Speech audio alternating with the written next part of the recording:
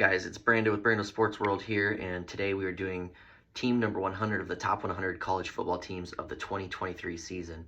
And we are going to start out with the Northwestern Wildcats today. As you know already, Pat Fitzgerald was fired just recently for a big hazing scandal that's still currently under investigation.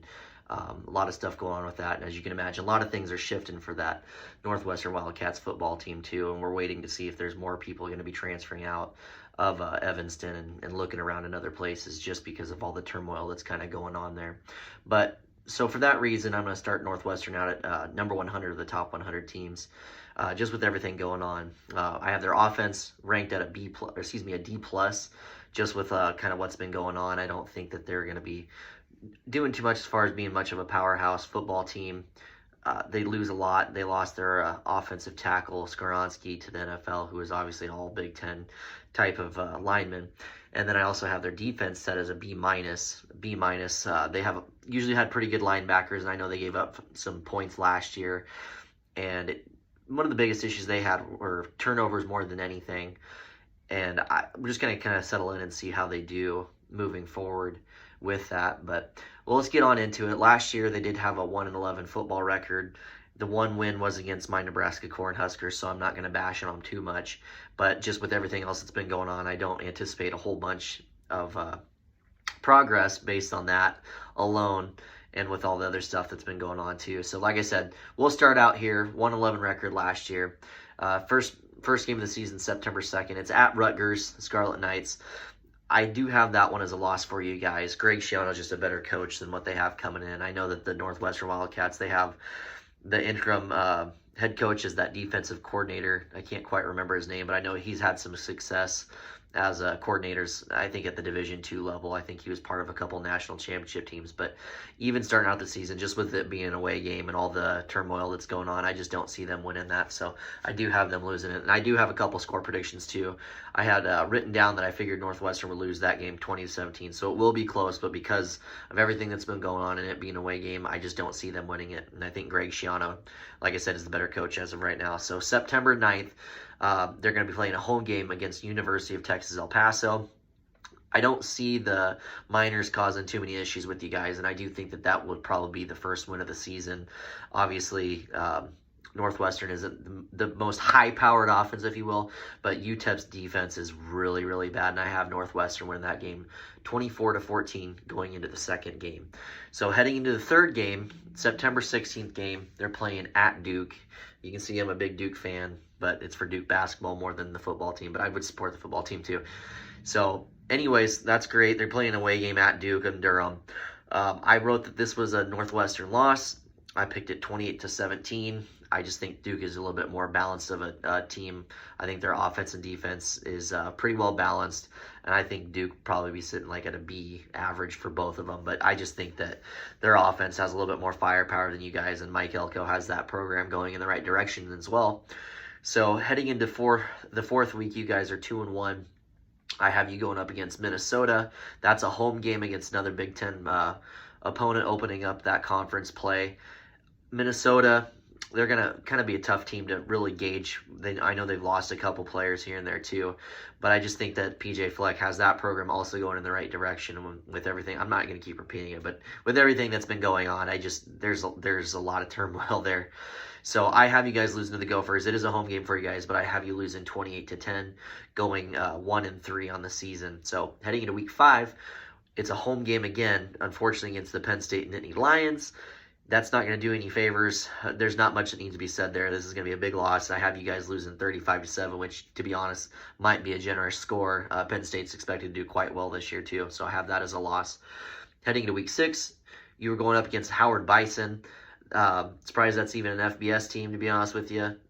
Never heard of them other than I don't know if they're an Ivy League school or what, but yeah, obviously that's going to be another win for you guys, and it's going to rack you up your second win in Game 6.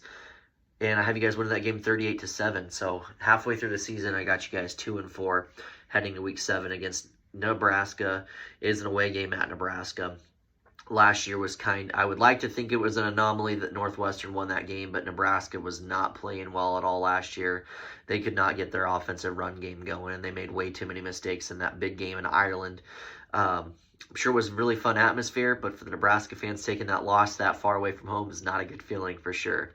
I know it wasn't fun for me, especially watching through the television too. But so I have you guys actually losing that game, but I mostly think it's because it's away a game at Lincoln, and Nebraska themselves, they have a lot of they're gonna have some growing pains going to Matt Rule's first year, obviously as well.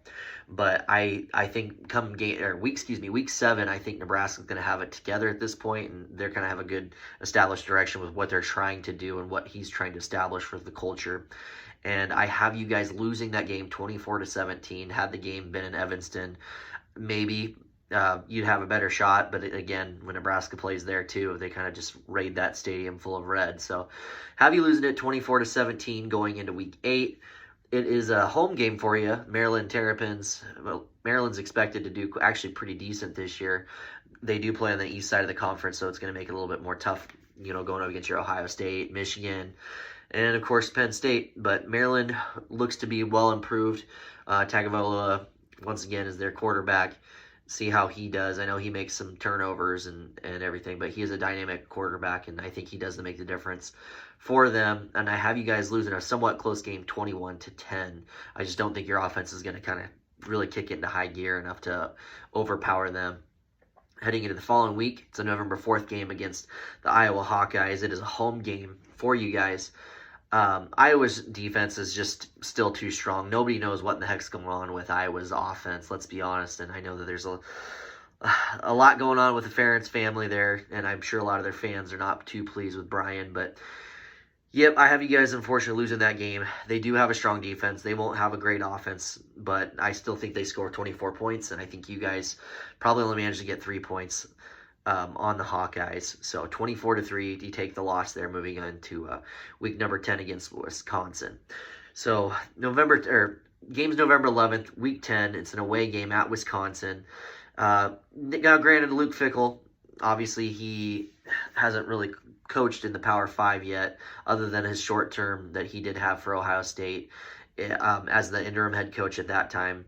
And he was the interim coach then, but he was on the staff for quite some while as one of the coordinators. And if I'm not mistaken, it was defensive coordinator. I have to do a little bit more research on that. But I still feel like even with the change, Luke Fickell's been there. He's been to the college football playoff. He has gotten them, let's be honest here, he's gotten them Cincinnati teams looking really good, and they did compete for a little bit in that championship game. They just didn't have the horses to hang with. I think it was with Bama. But he knows how to compete at the Power 5 level. Wisconsin obviously has the offensive linemen like a cheese factory, but a football factory. They can just keep them turning out and turning out. And they will show up, and they will kind of establish the line of scrimmage. And just from there, they can get enough athletes in space to do some things. And I just don't see Northwestern, you guys, having much of an opportunity to win that, and especially with it being in Camp Randall in Wisconsin. So I have you losing that 27-10. Another loss heading to week 11. And you're still only at 2 games. So we're heading to week 11, November 18th game. It's against the Purdue Boilermakers. They got a new coach. Everyone's pretty excited about that. And I'm pretty sure it's the defensive coordinator from Illinois? So if it's the defensive coordinator from Illinois, I think he had about the number 1, top 2, top 3 defense in the entire country. People were thinking that he might do some special things down there, but he has never actually had a sitting head coach position, and for sure not a sitting head coaching position at the Power 5 level. So I'm sure he was a wonderful coordinator, but we'll see how he does at Purdue. But it being his first year as a coach at the Division I level, as a head coach, I should say. I'm gonna go ahead and give you guys this loss, and this was a tough one for me to pick here. I don't think they're going to be that much more of a better team than you guys, but I have them winning it 28-21 over you guys. They steal the win against you at home, so I'm sorry for that. And then finally heading to week 12, it's November 25th game. It's against Illinois away up in Champaign. Brett Bielema is a heck of a coach, and he's shown that year after year after year as Wisconsin's coach prior. He didn't have as much success over in Arkansas for whatever reason. We don't need to get into that. Maybe we'll for an Illinois video, but just because of that reason alone, he's had the Big Ten experience. He knows how to get it done, and he's slowly but surely building a great culture over there in Champaign.